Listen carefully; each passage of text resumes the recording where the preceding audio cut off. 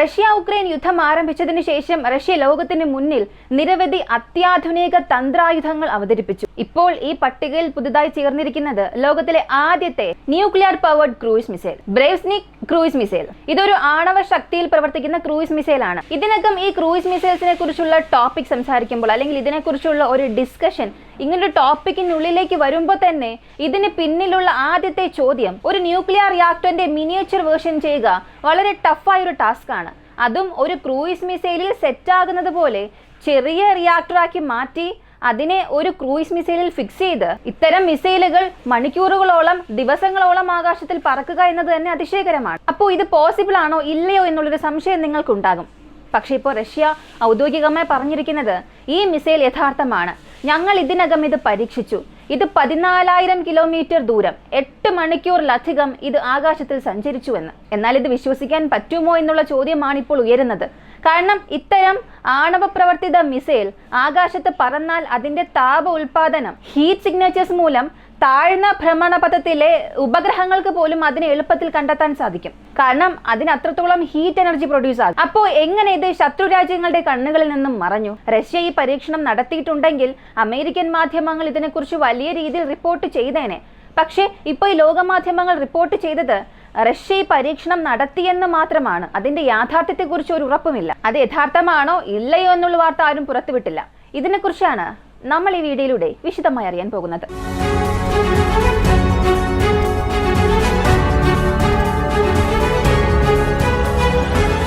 ഇതിനെക്കുറിച്ച് അറിയുന്നതിന് മുൻപ് ഈ മിസൈലിനെ കുറിച്ച് അറിയാം. മിസൈലിനെ കുറിച്ച് റഷ്യ എന്തൊക്കെ പറഞ്ഞു അത് സംബന്ധിക്കുന്ന ഡീറ്റെയിൽസ് നമുക്ക് ആദ്യം അറിയാം. 2019 ഈ പ്രസിഡന്റ് പ്രസംഗത്തിൽ Russian president Vladimir Putin 6 super ആയുധങ്ങൾ പ്രഖ്യാപിച്ചിരുന്നു. അവയുടെ പട്ടിക ഞാനിപ്പോൾ പറയാം. ഹൈപ്പർസോണിക് ഗ്ലൈഡ് വെഹിക്കിൾ, റഷ്യയുടെ നയനം 730 Burevestnik nuclear powered cruise missile, റഷ്യയുടെ Zircon anti ship hypersonic cruise missile, റഷ്യയുടെ Kinzhal hypersonic air launched missile, Poseidon unmanned under water vehicle, RS-28 Sarmat liquid fuel powered ICBM. ഇവയിൽ മിക്കതും ഇതിനകം റഷ്യയുടെ സൈന്യത്തിൽ ഉൾപ്പെടുത്തിയിട്ടുണ്ട്. ഇനി ബാക്കിയുള്ള ഒറ്റ ആയുധം നയനം 730 ബ്രേവ്സ്നിക്. ഈ ന്യൂക്ലിയർ പവർഡ് ക്രൂയിസ് മിസൈലിന്റെ പദ്ധതി 2016 തന്നെ തുടങ്ങി. 2018 അത് പൊതുവായി പ്രഖ്യാപിക്കുകയും 2019 മുതൽ പരീക്ഷണ ഘട്ടത്തിലേക്ക് കടക്കുകയും ചെയ്തു. ഇതിനർത്ഥം റഷ്യ ഈ പ്രോജക്റ്റിൽ വർഷങ്ങളായി നിശബ്ദമായി പ്രവർത്തിച്ചു കൊണ്ടിരിക്കുകയാണ്. നമുക്ക് ആദ്യം മനസ്സിലാകേണ്ടത് റഷ്യ ഈ മിസൈൽ എത്ര തവണ പരീക്ഷിച്ചു, അതിൽ എത്രത്തോളം വിജയിച്ചു എന്നുള്ളതാണ്. റഷ്യൻ മാധ്യമങ്ങൾ പറയുന്നത് പോലെ ഈ മിസൈൽ പൂർണ്ണമായും വിജയിച്ച ടെസ്റ്റ് ഇതുവരെ നടത്തിയിട്ടില്ല. അന്താരാഷ്ട്ര മാധ്യമങ്ങളിൽ ഒന്നിൽ വന്ന റിപ്പോർട്ട് അനുസരിച്ച് റഷ്യ ഇതുവരെ 16 തവണ ഇത് ടെസ്റ്റ് ചെയ്തു. പക്ഷേ റഷ്യ ഔദ്യോഗികമായി നൽകിയ വിവരങ്ങൾ അനുസരിച്ച് നോക്കിയാൽ 5 സംഭവങ്ങൾ മാത്രമേ ഈ പറയുന്ന രേഖകളുമായി പൊരുത്തപ്പെടുന്നുള്ളൂ. അതായത് യഥാർത്ഥത്തിൽ റഷ്യ ഈ മിസൈലിനെ പൂർണ്ണമായും ടെസ്റ്റ് ചെയ്ത് വിജയിപ്പിക്കാനായിട്ടില്ല എന്നുള്ളതാണ് യാഥാർത്ഥ്യം. 2019 നടന്ന ഒരു പരീക്ഷണത്തിൽ അത്യന്തം വലിയൊരു ദുരന്തം തന്നെ സംഭവിച്ചു. ആ പരീക്ഷണത്തിനിടയിൽ മിസൈൽ തകരുകയും അത് തിരിച്ചുപിടിക്കാൻ ശ്രമിക്കുമ്പോൾ അതിനുള്ളിൽ ഉണ്ടായിരുന്ന ന്യൂക്ലിയർ റിയാക്ടർ പൊട്ടിത്തെറിക്കുകയും ചെയ്തു. അതിനാൽ റേഡിയേഷൻ ചോർച്ചയിലൂടെ 5 റഷ്യൻ ശാസ്ത്രജ്ഞന്മാർ കൊല്ലപ്പെട്ടു. ഈ സംഭവം നടന്നത് 3 ദിവസം കഴിഞ്ഞാണ് റഷ്യൻ ഭരണകൂടം അതിനെക്കുറിച്ച് ഔദ്യോഗികമായി പ്രതികരിച്ചത്. അവർ പറഞ്ഞത് നമ്മുടെ ന്യൂക്ലിയർ വാർഹെഡ് എഞ്ചിനീയറിംഗ് പരീക്ഷണത്തിനിടെ അപകടം സംഭവിച്ചു എന്ന് മാത്രമാണ്. ഇപ്പോൾ ലോകത്തിൽ ഒരുപാട് ആയുധങ്ങളുണ്ട്. ബാലിസ്റ്റിക് മിസൈലുകൾ, ഹൈപ്പർസോണിക് മിസൈലുകൾ, ഗ്ലൈഡ് വെഹിക്കിൾസ് തുടങ്ങിയ നിരവധി ആധുനിക ആയുധങ്ങൾ ഇതിനകം തന്നെയുണ്ട്.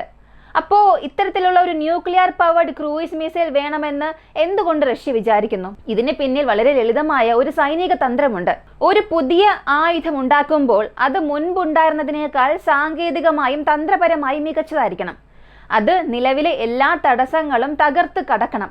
അങ്ങനെ ഇത് എന്തൊക്കെ തടസ്സങ്ങളാണ് തകർത്തത്, ഏതൊക്കെ റെഡ് ലൈൻ ക്രോസ് ചെയ്തിട്ടുണ്ടെന്ന് നോക്കിയാൽ ലളിതമായി പറയാം. ഒരു ബാലിസ്റ്റിക് മിസൈൽ അപകടകാരിയാണ്. പക്ഷേ അതിൻ്റെ ദിശ, ഉറവിടം, ട്രജക്ടറി ഇവയെല്ലാം ഇന്നത്തെ ഉപഗ്രഹങ്ങളിലൂടെ കൃത്യമായി നിരീക്ഷിക്കാൻ കഴിയും. ഇറാൻ ഇസ്രായേലിനെതിരെ നടത്തിയ ആക്രമണം ഓർക്കുക. അമേരിക്കൻ സൈന്യം അതിനു മുൻപ് തന്നെ ഇതൊക്കെ കൃത്യമായി പ്രവചിച്ചിരുന്നു.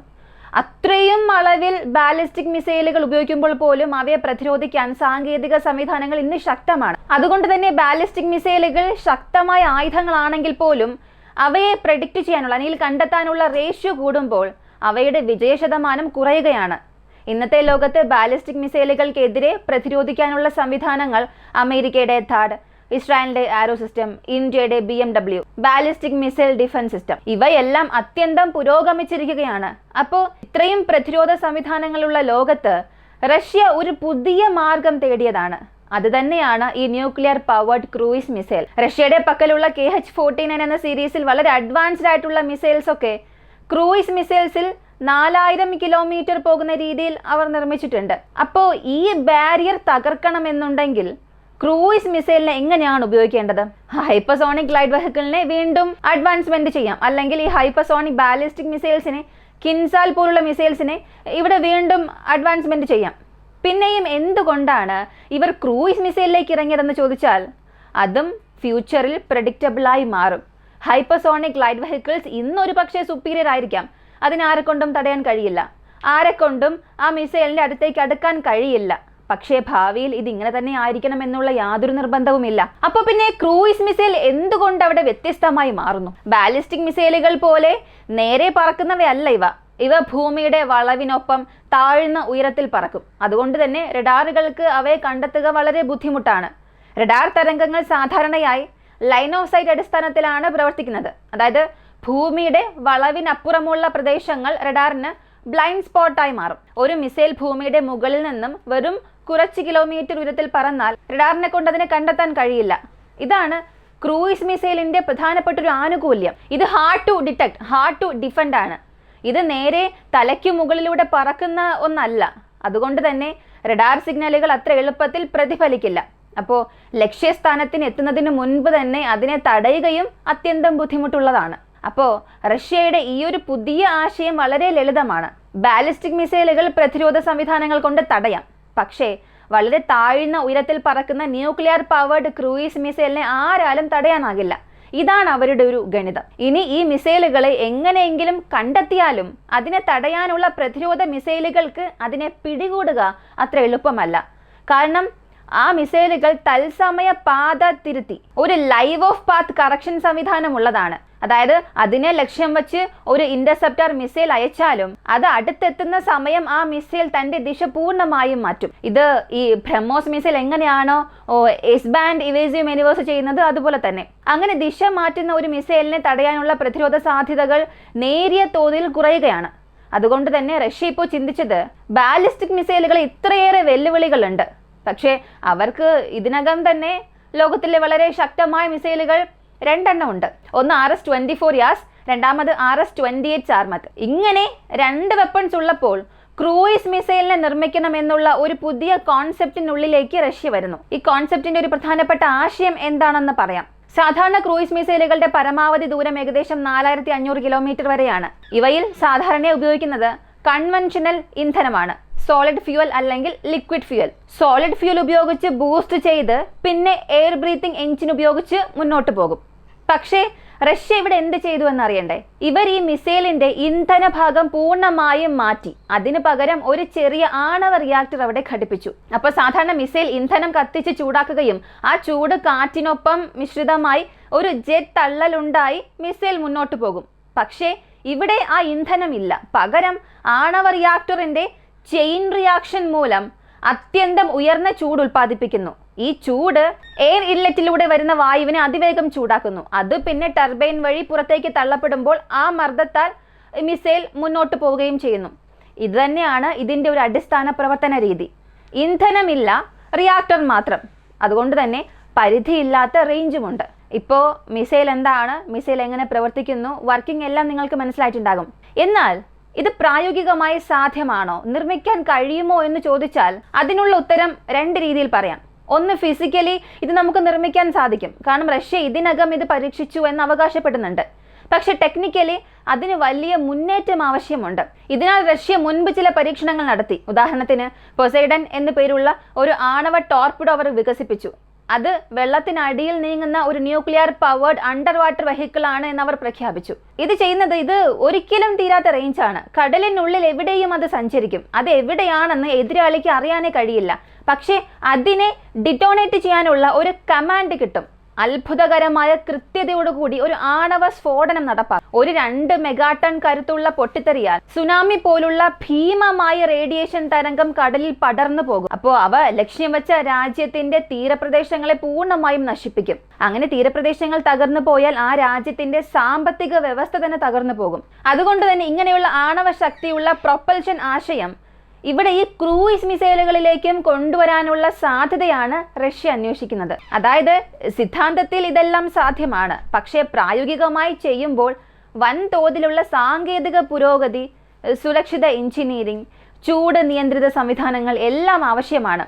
ഇപ്പോൾ നിങ്ങളൊന്ന് വിചാരിച്ചു നോക്കുക, ഒരു സാധാരണ ആണവ റിയാക്ടർ എങ്ങനെയായിരിക്കും പ്രവർത്തിക്കുക? വലിയ ആണവ റിയാക്ടറുകൾക്ക് ചൂട് നിയന്ത്രിക്കാൻ വെള്ളം, ഹോട്ട് വാട്ടർ അല്ലെങ്കിൽ ഹെവി വാട്ടർ ഉപയോഗിക്കുന്നു. പക്ഷേ റിയാക്ടറിന്റെ വലിപ്പം ചെറുതാകുമ്പോൾ അതിനുള്ളിലെ കൂളിംഗ് സിസ്റ്റവും മാറ്റേണ്ടി വരും. അതിനായാണ് അവർ ഉപയോഗിക്കുന്നത് ലിക്വിഡ് മെറ്റൽ കൂളന്റ്, ഈ ഒരു പ്രത്യേക രാസദ്രവ്യം. അതിൽ സോഡിയം, ഗാലിയം നൈട്രേറ്റ് പോലുള്ള മെറ്റൽ പാർട്ടിക്കിൾസ് അടങ്ങിയിട്ടുണ്ടാകും. അത് അത്യന്തം വേഗത്തിൽ ചൂട് കൈമാറ്റം ചെയ്യാൻ സഹായിക്കും. അങ്ങനെ ഈ ലിക്വിഡ് മെറ്റൽ കൂളന്റ് റിയാക്ടറിലെ ചൂട് പെട്ടെന്ന് നീക്കി റിയാക്ടറിന്റെ പ്രവർത്തനം സുരക്ഷിതമാക്കി നിയന്ത്രിക്കാൻ സഹായിക്കും. അതുകൊണ്ട് തന്നെ സിദ്ധാന്തമനുസരിച്ച് ഇത് പ്രായോഗികമായി സാധ്യമാണ്.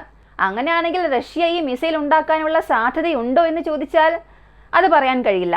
നമ്മൾ ഒരു വശം മാത്രമല്ലേ അറിഞ്ഞുള്ളൂ, മറുവശവും അറിയണം. ഈ മിസൈലിനെ കുറിച്ച് നമ്മൾ ഇത്രയേറെയൊക്കെ പറഞ്ഞാലും ഇത് എത്രത്തോളം റിയാലിറ്റിയിൽ പോസിബിൾ ആണ് അതറിയേണ്ട ഒരു കടമയും നമുക്കുണ്ട്. അപ്പോൾ ഇത് പ്രാക്ടിക്കലി പോസിബിൾ ആണെന്ന് അറിഞ്ഞു, പക്ഷെ ഇത് ക്രൂയിസ് മിസൈലിൽ കൊണ്ടുവരാനുള്ള സാങ്കേതിക വിദ്യ റഷ്യയുടെ പക്കലുണ്ടോ എന്ന് ചോദിച്ചാൽ അതിന് കാലം തന്നെയാണ് മറുപടി പറയേണ്ടത്. അല്ലെങ്കിൽ വെസ്റ്റേൺ മാധ്യമങ്ങളൊക്കെ പഠിച്ച് അവരുടെ റിപ്പോർട്ട് പുറത്തുവിട്ടാലേ പൂർണ്ണമായ വിശദാംശം അറിയാൻ കഴിയുകയുള്ളൂ. പോസൈഡൻ എന്നത് റഷ്യ ഇതിനകം വികസിപ്പിച്ച വിപുലമായ ആണവ ടോർപിഡോയാണ്. അത് ഏകദേശം ഒരു സബ്മറൈന്റെ 4/1 വലിപ്പമുള്ളത്, അതായത് ഒരു ഭീമൻ യന്ത്രം. സാധാരണ സബ്മറൈൻ 100 മീറ്റർ നീളമുണ്ടാകും. അതിന്റെ 1/4 വലിപ്പമുള്ള ഈ ടോർപിഡോ പോലും വളരെ വലുതാണ്. ഈ ടോർപിഡോ സ്വയം പ്രവർത്തിപ്പിക്കാവുന്നതുമാണ്. ആവശ്യമെങ്കിൽ കമാൻഡിലൂടെ അതിനെ നിയന്ത്രിക്കാനും സാധിക്കും. ഇതിൽ ഒരു ആണവ റിയാക്ടർ ഘടിപ്പിക്കുന്നത് റഷ്യക്ക് അത്ര വലിയ വിഷയമൊന്നുമല്ല. കാരണം അവർ ഇതിനകം തന്നെ ആണവ ശക്തിയാൽ പ്രവർത്തിക്കുന്ന യുദ്ധക്കപ്പലുകൾ, ന്യൂക്ലിയർ പവർഡ് ഫ്രിഗേറ്റ്സ് വികസിപ്പിച്ചെടുത്തിട്ടുണ്ട്. പക്ഷേ ഈ ക്രൂയിസ് മിസൈൽ എന്നത് അത്ര വലിപ്പമുള്ളതല്ല. വെറും 10-12 മീറ്റർ നീളവും 2 മീറ്റർ വീതിയും മാത്രമുള്ള ഒരു ചെറിയൊരു ഘടനയാണ്. ഇത്തരത്തിലുള്ള ഒരു ചെറിയ ബോഡിയിലേക്ക് ആണവ റിയാക്ടർ ഘടിപ്പിച്ചാൽ അത് വാർഹെഡിന്റെ വലിപ്പം കുറയ്ക്കേണ്ടി വരും. അതുകൊണ്ട് തന്നെ ഇന്ധനത്തിന്റെയും വാർഹെഡിന്റെയും ഇടം കുറയും. റിയാക്ടർ ഉൽപ്പാദിപ്പിക്കുന്ന ചൂട് നിശ്ചിത കാലം മാത്രമേ നിലനിർത്താനാകൂ. പക്ഷെ റഷ്യ പറയുന്നത് ഇത് അൺലിമിറ്റഡ് റേഞ്ച്, പരിധിയില്ലാത്ത ദൂരമാണെന്നാണ്. അവർ പറയുന്ന റിപ്പോർട്ട് പ്രകാരം ഈ മിസൈൽ 14,000 കിലോമീറ്റർ വരെയും യാത്ര ചെയ്തതായാണ് അവർ അവകാശപ്പെടുന്നത്. അത്ര ദൂരം വരെ ഒരു ആണവ റിയാക്ടർ ഉപയോഗിച്ച് പറക്കണമെന്നുണ്ടെങ്കിൽ അതിൽ നിന്നും മഹത്തായ ഒരു ചൂട് ഉൽപ്പാദിപ്പിക്കേണ്ടി വരും. ഈ മിസൈൽ ഏകദേശം 850-900 km/h വേഗതയിൽ, അതായത് ശബ്ദത്തിന്റെ വേഗതയിലും കുറവാണ്, സബ്സോണിക് സ്പീഡിൽ സഞ്ചരിക്കും. ഇത്രയും നേരം അത് സഞ്ചരിക്കുമ്പോൾ അതിന്റെ ആന്തരിക ഘടനയ്ക്ക് വൻ സമ്മർദ്ദം, സ്ട്രെസ് ഉണ്ടാകും. റിയാക്ടറിന്റെ പുറം ഭാഗം നിരന്തരം ചൂടിങ്ങനെ ആഗിരണം ചെയ്യും. അതൊട്ടും നിയന്ത്രിക്കാനായില്ലെങ്കിൽ എന്താകും സംഭവിക്കുക? റിയാക്ടർ മെൽഡൗൺ ആകും. സാധാരണ ആണവ നിലയങ്ങളിൽ പോലും ഇതിനെ നിയന്ത്രിക്കുന്നത് അത്യന്തം പ്രയാസകരമാണ്. അപ്പോൾ ഇത്ര ചെറിയ മിസൈലിൽ അതിനെ നിയന്ത്രിക്കുക എത്ര അപകടകരമാകുമെന്നൊന്ന് ചിന്തിച്ചു നോക്കുക. റിയാക്ടർ അതിന്റെ നിയന്ത്രണം നഷ്ടപ്പെട്ടാൽ മിസൈൽ ആകാശത്തിൽ വെച്ച് തന്നെ പൊട്ടിത്തെറിക്കും.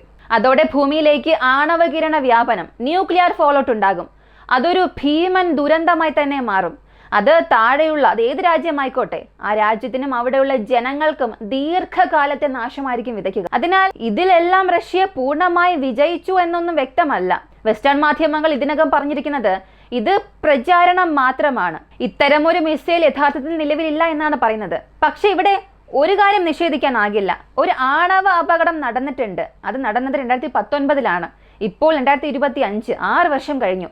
ഈ 6 വർഷത്തിനുള്ളിൽ റഷ്യ റിയാക്ടറിന്റെ രൂപകൽപ്പന പൂർണ്ണമായും പുതുക്കിയിരിക്കാം.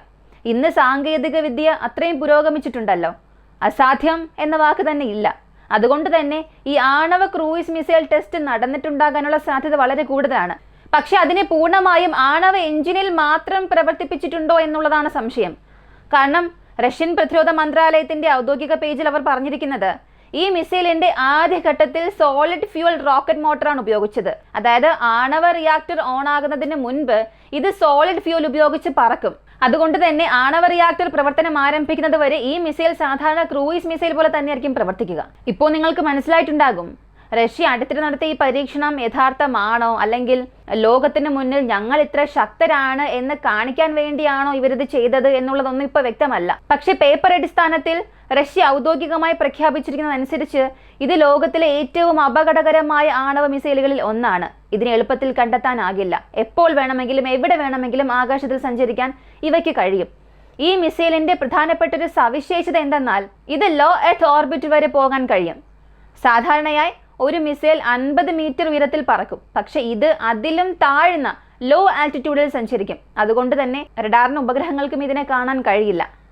അതിനാൽ ഇതിന്റെ യഥാർത്ഥ ലക്ഷ്യം തന്നെ ലോ എർത്ത് ഓർബിറ്റിൽ സഞ്ചരിക്കുന്നതും ആന്റി സാറ്റലൈറ്റ് മിഷനുകൾക്കും ഉപയോഗിക്കാനാകുന്നതുമാണ്. ലോകത്തിലെ പല രാജ്യങ്ങൾക്കും ആന്റി സാറ്റലൈറ്റ് ആയുധങ്ങൾ ഇതിനകം തന്നെയുണ്ട്. ഇന്ത്യയിലും അത് വികസിപ്പിച്ചിട്ടുണ്ട്. അതിനാൽ ഈ മിസൈൽ ഓർബിറ്റിൽ സഞ്ചരിച്ച് പെട്ടെന്നൊരു സമയത്ത് താഴേക്ക് ഡൈവ് ചെയ്ത് ലക്ഷ്യത്തിൽ ആക്രമിക്കാനും കഴിയും. ആകാശത്തിൽ സഞ്ചരിക്കുന്ന ഒരു ആണവായുധം എന്ന് തന്നെ നമുക്കിതിനെ പറയേണ്ടി വരും. ഇപ്പൊ തന്നെ മനസ്സിലായിട്ടുണ്ടാകും ഇത് എത്രത്തോളം മാരകമായ ഒരു ആയുധമാണെന്ന്. റഷ്യ പറയുന്നത് പോലെ യഥാർത്ഥത്തിൽ അവരത് സൃഷ്ടിച്ചിട്ടുണ്ടെങ്കിൽ ഇത് ലോകത്തിന്റെ ഭാവിയെ തന്നെ മാറ്റിയേക്കാം. നമുക്ക് കാത്തിരുന്ന് കാണാം. അടുത്ത 2-3 ദിവസങ്ങൾക്കുള്ളിൽ വെസ്റ്റേൺ മീഡിയയിൽ ഇതിനെക്കുറിച്ച് എന്ത് വിശകലനം നടക്കുന്നു എന്നുള്ളത് നമുക്ക് കാത്തിരുന്ന് തന്നെ കാണാം. ഈ ഒരു വീഡിയോയെക്കുറിച്ചുള്ള നിങ്ങളുടെ അഭിപ്രായം എന്താണ്? റഷ്യ ഒരു വലിയ അവകാശവാദം ഉന്നയിച്ചിരിക്കുകയാണ്. പക്ഷെ അത് സത്യമാണോ അതോ വെറും പ്രചരണ തന്ത്രം മാത്രമാണോ? ഇതിനെക്കുറിച്ചുള്ള നിങ്ങളുടെ അഭിപ്രായം എന്താണെന്നുള്ളത് കമന്റിൽ പറയുക. കൂടുതൽ അപ്ഡേറ്റ്സിനായി ഓയിസോ വിക്കിയ നമ്മുടെ ചാനൽ സബ്സ്ക്രൈബ് ചെയ്യുക. മറ്റൊരു വീഡിയോയുമായി വീണ്ടും കാണാം.